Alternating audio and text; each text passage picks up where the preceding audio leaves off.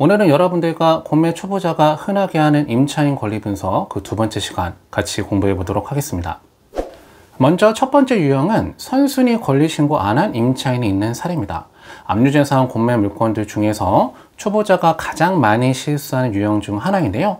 만약에 선순위 임차인이 있다고 하면은 권리 신고를 했는지 안 했는지 반드시 체크를 하셔야 됩니다. 선순위 임차인이라고 하면은 말소 기준 권리보다 대항 요건을 먼저 갖춘 임차인을 선순위 임차인 이렇게 얘기를 하죠. 그 임차권에 대한 권리는 낙찰자한테 승계가 되기 때문에 그 임차 보증금 반환 의무도 낙찰자한테 승계가 되게 됩니다.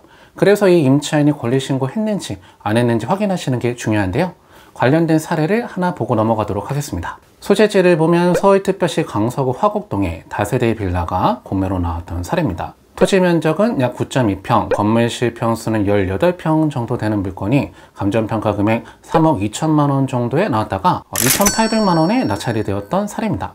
공매 대상 다세대 빌라 사진 보면은 연식이 그렇게 오래돼 보이지 않는 다세대 빌라가 공매로 나왔고요. 지하철역하고 접근성은 좀 떨어지긴 하지만 다세대 빌라가 굉장히 많이 밀집되어 있는 지역에 나와 있었던 물건입니다.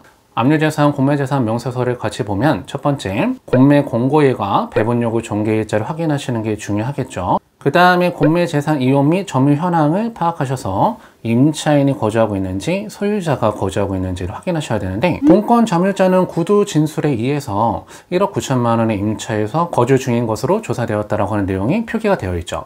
자, 그럼 먼저 배분 요구 및 채권 신고 현황을 보면서 말소 기준 권리를 먼저 찾아보도록 하겠습니다.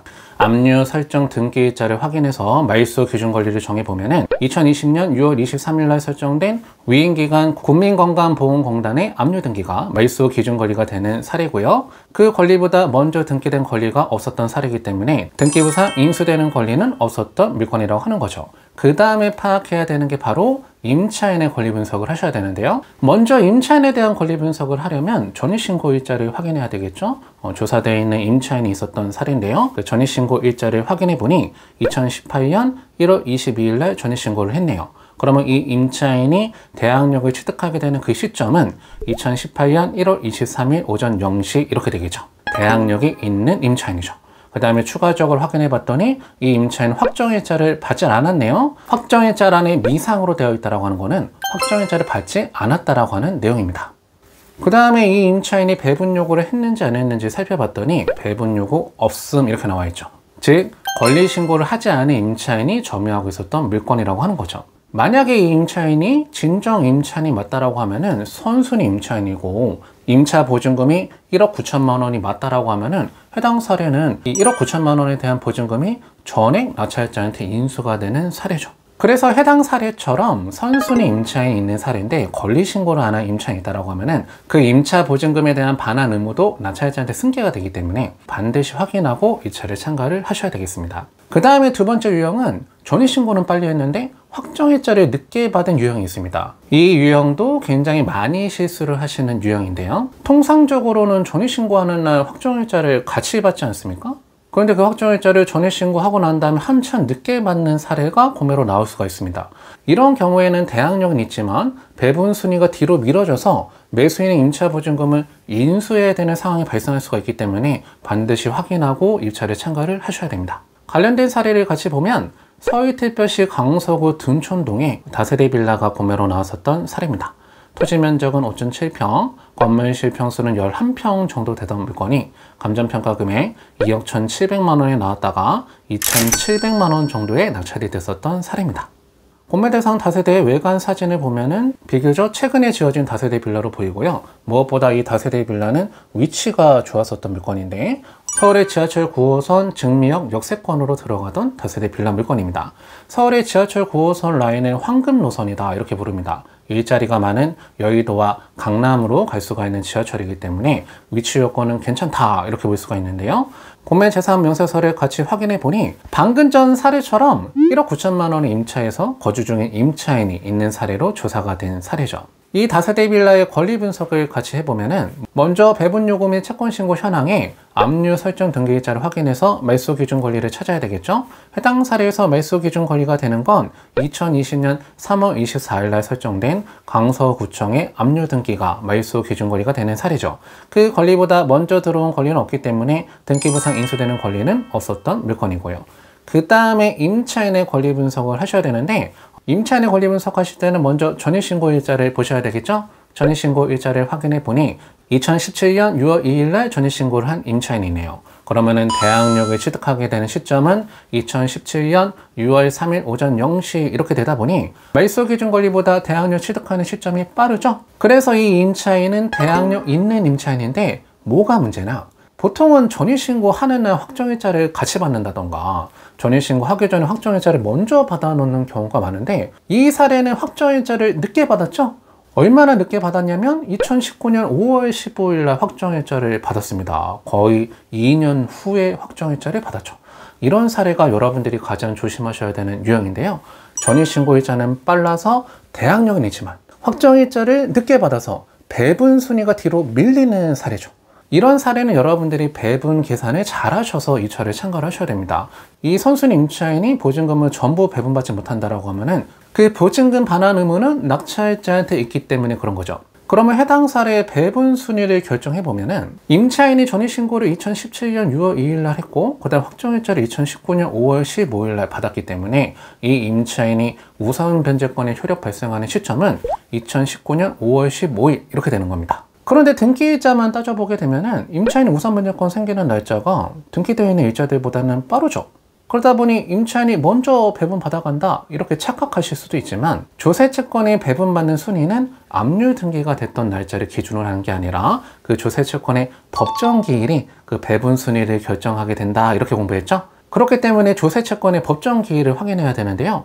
강서구청의 압류 등기 일자는 2020년 3월 24일이지만 이 조세채권의 법정기일은 2018년 10월 31일이죠. 만약에 이 임차인이 전입신고하는 날 확정일자를 같이 받았다라고 하면은 이 조세채권의 법정기일보다 임차인이 우선 변제권 효력 발생하는 시점이 더 빠르니까 먼저 배분을 받아갔을 텐데, 확정일자를 늦게 받다 보니 우선 변제가 발생하는 시점이 조세채권의 법정기일보다 늦죠. 그러다 보니 이 사례는 조세채권이 먼저 배분을 받아가는 사례입니다. 그 조세채권의 배분요구 채권액을 보니 3억 9,800만 원 정도 되네요. 그래서 이 조세채권이 먼저 배분을 받아가게 되면 이 선순위 임차인의 보증금을 하나도 배분받지 못하는 사례가 되는 거죠. 그러면 이 임차인의 보증금 1억 9천만 원의 반환 의무는 낙찰자한테 승계가 되기 때문에 낙찰 금액에 임차인의 보증금 1억 9천만 원 추가 비용이 발생하던 사례였습니다. 이렇게 임차인의 전입신고일자는 빨라서 대항력은 있지만 확정일자를 늦게 받아서 배분 순위가 뒤로 밀리는 사례, 여러분들이 조심하셔야 되는 유형입니다. 그 다음에 대표적인 실수 유형 세 번째를 살펴보면 선순위 임차인보다 우선한 조세채권이 있는 사례입니다. 관련된 사례를 보면 소재지는 서울특별시 은평구 신사동에 위치하고 있었던 기타 주거용 건물이 공매로 나왔던 사례인데요. 현황상으로는 다세대로 이용하고 있었던 물건입니다. 감정평가 금액이 2억 1천만 원에 나왔다가 1,900만 원 정도에 낙찰이 됐었던 사례입니다. 외관 사진을 보면은 마찬가지로 연식이 그렇게 오래돼 보이지 않는 건물에 나왔었던 물건인데요. 위치를 같이 보면 서울의 지하철 6호선 음악역하고는 다소 거리가 좀 있는 위치에 나와 있었던 물건인데요. 해당 지역도 다세대 빌라가 굉장히 많이 밀집되어 있었던 지역에 나왔던 사례입니다. 마찬가지로 공매재산 명세서를 보면서 권리 분석을 같이 한번 해보면은 해당 사례도 공매재산 이용 및 점유 현황에 임차인이 거주하고 있었던 사례로 나오고요. 보증금 2억 2,600만 원의 임차였다라고 하는 구조 진술이 있었던 사례죠.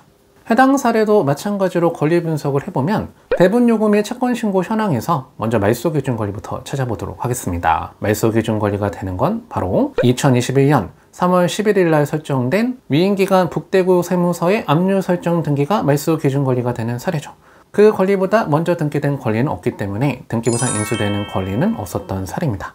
그 다음에 임차인에 대한 권리 분석을 해보면 임차인의 권리 분석하실 때는 항상 전입신고일자를 먼저 보셔서 대항력 있는지 없는지를 파악하시는 게 가장 우선입니다. 전입신고일자를 보니 2021년 1월 5일 날 전입신고를 한 임차인이죠. 그러면 이 임차인이 대항력을 취득하게 되는 시점은 2021년 1월 6일 오전 0시 이렇게 되니 말소 기준 권리보다 대항력 취득하는 시점이 빠르죠. 그래서 이 임차인도 대항력이 있는 임차인이다.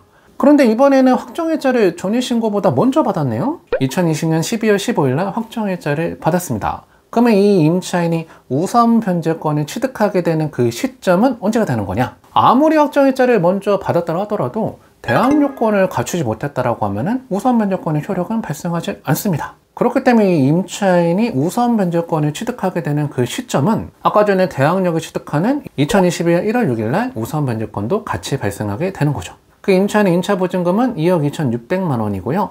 배분요구 종기일이 2022년 5월 2일까지였는데 그 배분요구도 2022년 4월 6일 날 배분요구를 한 임차인입니다. 그러면 이 임차인은 대항력 있는 임차인이긴 하지만 대항력 효력 발생하는 날 우선 변제권도 같이 발생하는 임차인이고요.